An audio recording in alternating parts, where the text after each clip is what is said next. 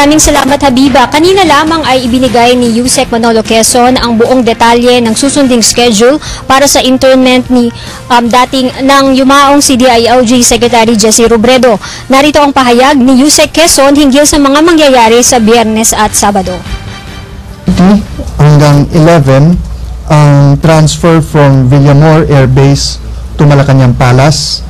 Departure honors ay i-render sa Villamor Air Base by the Armed Forces of the Philippines.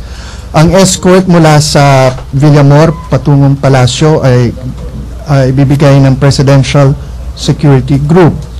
Arrival honors sa palasyo ng Malacanang ay i-render ng PSG.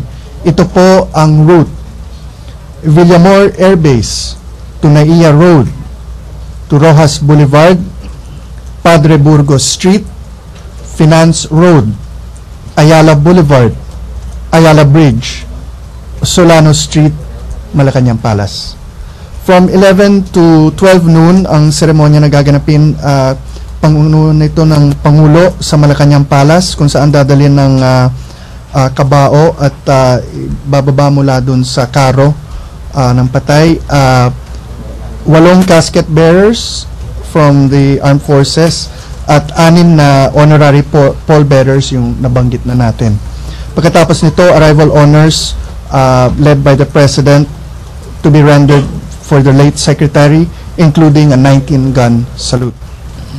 Pagkatapos nito, yung casket ay dadalhin sa Kalayaan Hall, kung saan gaganapin yung lying in state until Sunday morning.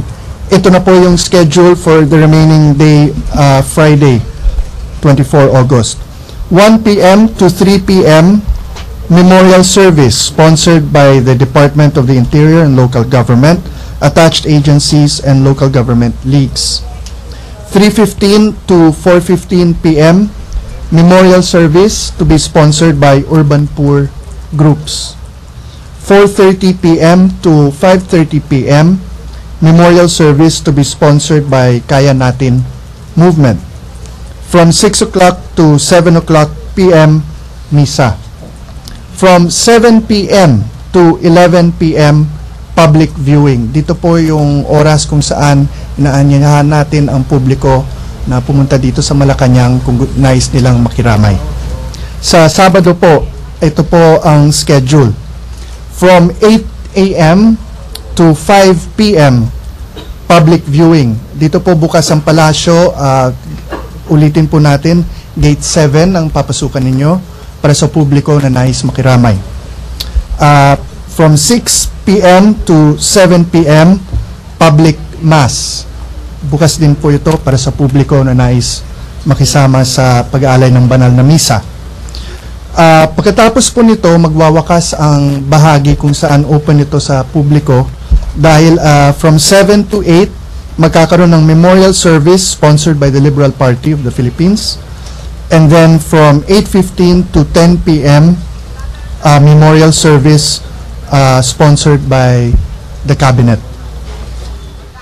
Ulitin lamang natin na, Habiba, ang public viewing dito sa Kalayaan Hall ng Palasyo ay gagawin 7 p.m. hanggang 11 p.m. bukas at sa Sabado 8 a.m. hanggang 5 p.m. Wala pong dress code na papairalin. Ayon kay Yusek Quezon ay bahala na po ang mga makikiramay kung paano sila magbibihis patungo dito sa Palasyo.